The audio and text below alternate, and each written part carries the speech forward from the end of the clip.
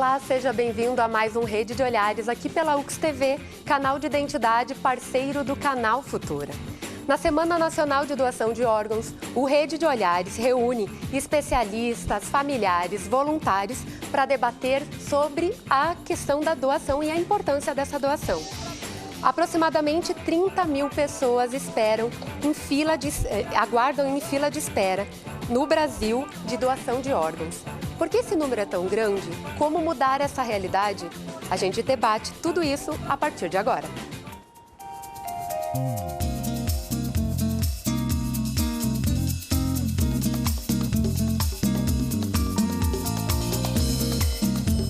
A gente tem uma incidência crescente, né, de comorbidades desses pacientes. A gente tem um número gigantesco de pacientes hoje desenvolvendo cirrose hepática em decorrência do abuso da ingestão de álcool, o diagnóstico das hepatites, hepatite B, hepatite C, e o que a gente acredita que nos próximos 10 anos seja um grande vilão também é o fato das esteatohepatites, que é justamente a infiltração gordurosa do fígado. E falta esclarecimento, falta oportunizar a população para ter sobre isso. Porque o que as pessoas não sabem, que a minha família tem 80% mais de chance de precisar um órgão do que ser doador. Então, se eu não dou, e como é que eu vou receber? Porque amanhã é uma via de duas mãos. Você recebeu que órgão? Córneas. Córneas. Isso. Há quanto tempo, Marília? O primeiro foi feito há 9 anos e o segundo há 5 anos. E você ficou em fila de espera? Sim, fiquei, mas para doação de córneas a fila ainda é um pouco menor. Eu fiquei em torno de 6 meses. Eu sou transplantada de fígado. Há quanto tempo? Há 13 anos eu sou transplantada. E como é que foi para a senhora? A senhora ficou na fila de espera? Fiquei 10 meses na fila de espera. Como naquela época existia menos pessoas em lista, aí se tornava mais fácil. E o meu caso já era um caso terminal, né? Doutor, como é que funciona a questão da rejeição para que, de fato, o paciente consiga receber esse órgão e que dê tudo certo? Na verdade, os diferentes órgãos são transplantados conforme os sistemas de HLA ou simplesmente somente pela compatibilidade sanguínea, que é o caso do fígado, né? Hoje o fígado é transplantado só pela compatibilidade sanguínea, o rim depende do HLA, assim como o pulmão e assim por diante. No pós-operatório, obviamente, recebendo um fígado por mais compatível que ele seja, existem interações de imunocompetentes que fazem com que os pacientes possam desenvolver rejeição aguda, que ela é imediata ao transplante, ou, o que é o mais comum, a rejeição crônica. Atualmente, a gente tem visto que o problema da rejeição tem cada vez sido minimizado mais, justamente porque se tem desenvolvido um arsenal terapêutico para tratar, para melhorar a imunossupressão muito ampla, e isso é um problema que a gente tem visto cada vez menos hoje. A doação de córneas, ela teve o seu auge, ela conseguiu, digamos, atender a demanda hoje que o Estado, na verdade, necessita. Mas, claro, a gente começou a observar nesses últimos meses que também elas começaram a cair. Então, a gente não pode deixar também relaxar. Na verdade, hoje a gente ainda tem uma negativa muito alta em relação aos pacientes que poderiam ser doadores efetivos. Atualmente, sim, fica então a cargo da Secretaria da Saúde coordenar ou puxar, né, as outras entidades, coordenando o Comitê Municipal de Doação de Órgãos e Tecidos, para a gente trazer à tona esse mote que a dona Isolde fala aqui, que Caxias já foi a cidade do sim, e por isso a campanha desse ano está embasada aí, trazer à tona esse assunto, porque na verdade é a gente desmistificar, é quebrar um tabu, conversar sobre, para que a gente diga em casa que sim e que numa eventualidade essas pessoas então estejam avisadas, né? Você é irmã do Paulo, conta Sim. um pouco da história do Paulo, para quem não conhece. Para quem não conhece, Paulo Schreber, né? Ele faleceu fazem 5 meses de uma doença chamada miocardiopatia dilatada. E mediante toda essa dor da perda que nós tivemos dele, a gente então criou essa campanha de doação de órgãos, tecido e medula e sangue, chamada Escrevendo Outra Canção. Usando ele como pano de fundo, a imagem dele como pano de fundo dessa campanha, mediante toda essa dificuldade que nós tivemos, né? Porque ele, infelizmente, nós perdemos ele por não haver possibilidade de transplante, e a doença dele era uma doença muito grave.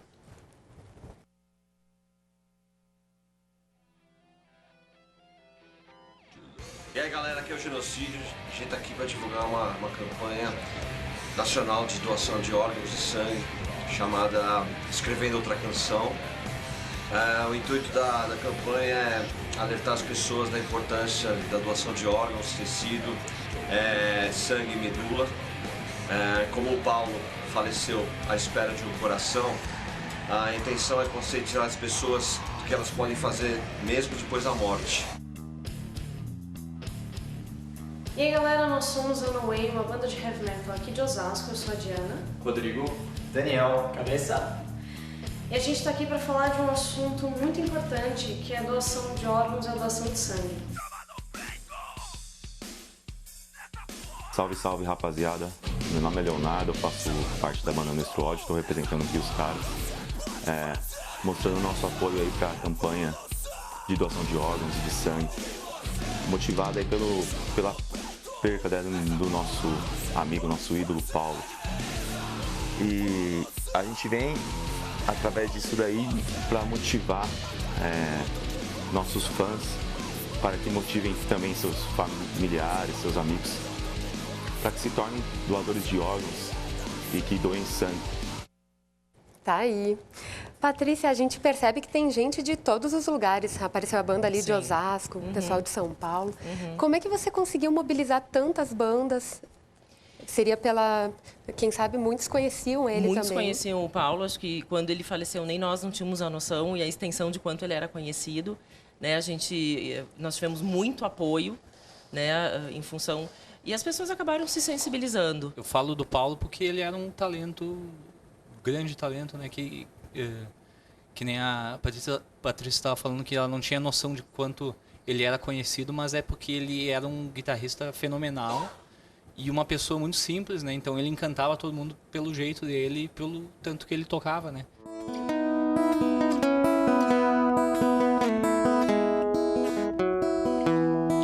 Times are strange and times have changed.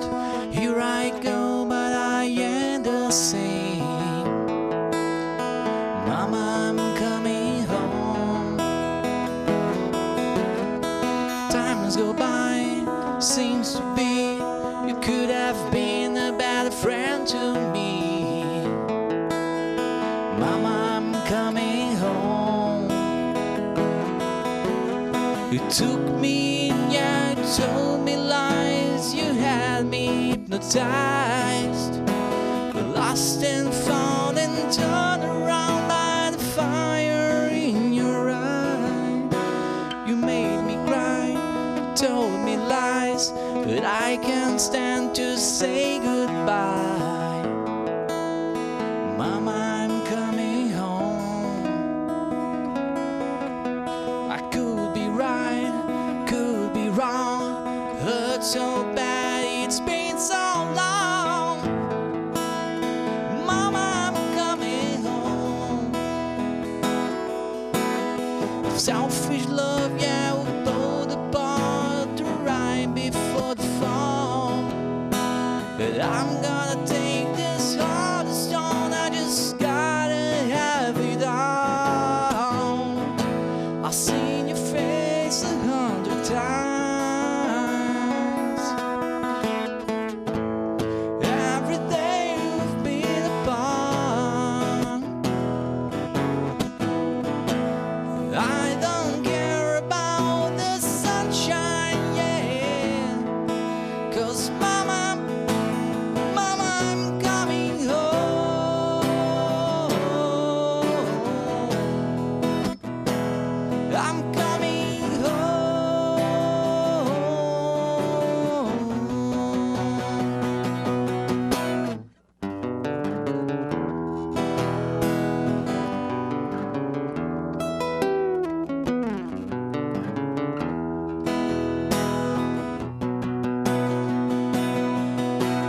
Selfish love, yeah, we pulled apart the right before the fall. But I'm gonna take this heart of stone, I just gotta have it all. I've seen your face 100 times.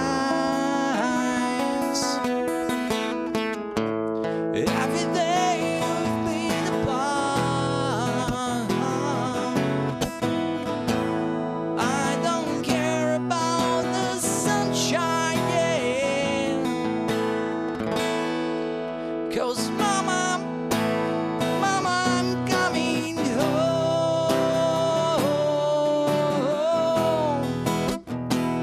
I'm coming home.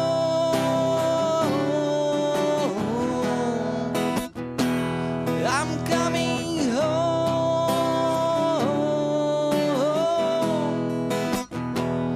I'm coming home.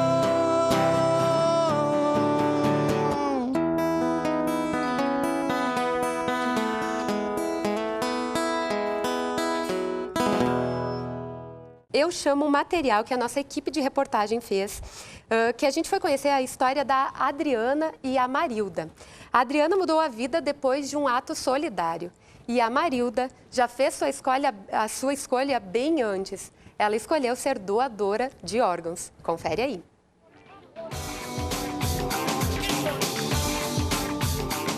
A gente pensa assim, nossa, se não pudesse ter a visão, o que seria, né? A gente não se dá conta da maravilha de enxergar, a não ser no momento que a gente perde isso. Outubro de 1996. Descobri quando tinha 26 anos, em função de uma lente de contato que não se adaptou. Aí o médico desconfiou, tive que ir a Porto Alegre fazer os exames e realmente veio o diagnóstico do ceratocone, que seria o afinamento da córnea. O ceratocone é uma doença que está associada à baixa visão, com alto grau de miopia e astigmatismo. Essa é a principal causa dos transplantes de córnea no Brasil. No primeiro momento eu fiquei um pouco chocada, porque não sabia como funcionava, achava que era uma coisa de outro mundo, de outro planeta, a gente fica com medo. Foram 8 anos de espera, até que a Adriana recebeu um telefonema dizendo que havia uma córnea disponível para o seu transplante. Nesse momento, ela ganhou um presente, a possibilidade de ver e viver melhor. Mas isso só foi possível porque existem pessoas como a Marilda, que escolhem ser doadoras de órgãos. Eu resolvi ser doadora quando eu comecei a trabalhar na área da saúde, né? Como técnica de enfermagem, porque eu vi todo o cuidado que se tem com o paciente que é doador de órgãos. A gente tenta trabalhar bastante com o público mais jovem, com escolas, com a universidade, para divulgar a importância do ato de você manifestar em vida a vontade de ser doador. Avisar em casa, por exemplo, aos meus familiares, qual que é a minha vontade. Eu quero ou não quero ser doador. Ninguém espera a morte, ninguém deseja a morte de ninguém. Mas se a morte, eu sempre digo, se a morte é inevitável, se pudermos ajudar outras pessoas, nossa, para mim, eu tenho uma gratidão imensa. Hoje existe uma lista estadual. Então existe algum perfil dentro dessa lista dos receptores. Muitas vezes o perfil da córnea que a gente tem aqui, a característica da córnea, não se enquadra no perfil dos receptores que temos no estado. Então essa córnea ela é oferecida para a Central Nacional, que fica em Brasília. E ela é que vai direcionar então para outros estados. Visão é tudo. Poder enxergar, eu olho ali. No caso, ali para fora, nós temos a área verde. Então, no final da tarde, assim, o pôr do sol. Se a gente não tem a visão, a gente não enxerga nada. Vai para um local diferente. Tem o meu gato, ver ele crescendo, meu sobrinho. Então, assim, a visão faz muita falta.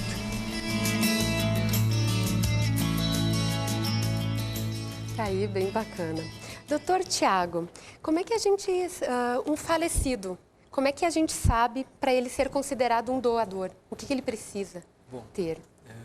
Quando a gente está falando na doação de múltiplos órgãos, existe a necessidade de esse paciente evoluir com um quadro de morte neurológica, né? De morte encefálica, que é aquele paciente que tem um evento cerebral e hoje, atualmente, o maior número de doadores são em decorrentes dos acidentes vasculares, sejam eles isquêmicos, sejam eles hemorrágicos ou os traumas cranianos graves, né?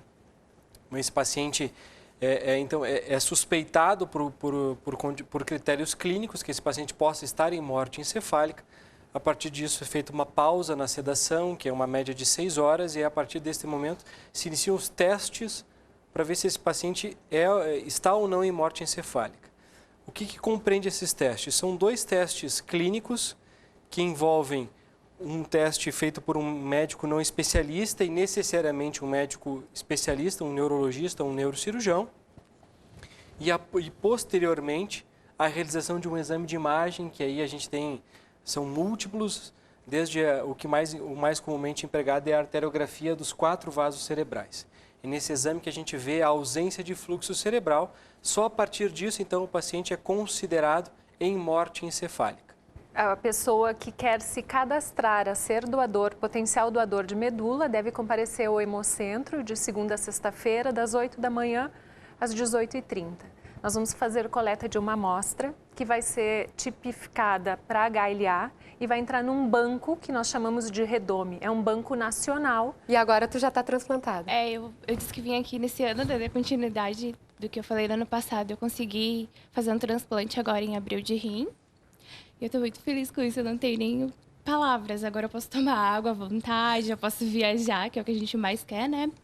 E eu só tenho a agradecer a Deus por ter me proporcionado isso. E aos familiares dessa pessoa, né, que na hora da dor tiveram um gesto tão lindo de dar continuidade de um órgão estar continuando vivendo dentro de mim. A gente calcula que 120 pessoas, mais ou menos, dentro de Caxias, estão na fila de espera. No Rio Grande do Sul, chega aproximadamente 1.000 pessoas na fila de espera. Né? Tá bom? O rim é um dos órgãos mais aguardados, né? Exatamente. Segundo as informações, quase 20 mil pessoas no país. Perto de 30 mil pessoas. Dia 30 de março de 97, foi dia de Páscoa, a doutora me ligou, ela me disse, tem um transplante para ti. Também na Páscoa, olha só. Foi coincidência, né? E então ela disse, tem um órgão para ti, né? Um rim. Daí eu falei com a minha esposa e disse, vamos encarar, vamos fazer o quê, né? Porque fazer hemodiálise 3 vezes por semana não é fácil. A gente mostra a alegria de nós termos um transplantado na família, né? Porque eu me considero uma mulher muito privilegiada por ter o Gilberto ter recebido um órgão. E eu, no momento de dor, nós conseguimos doar as córneas do meu pai.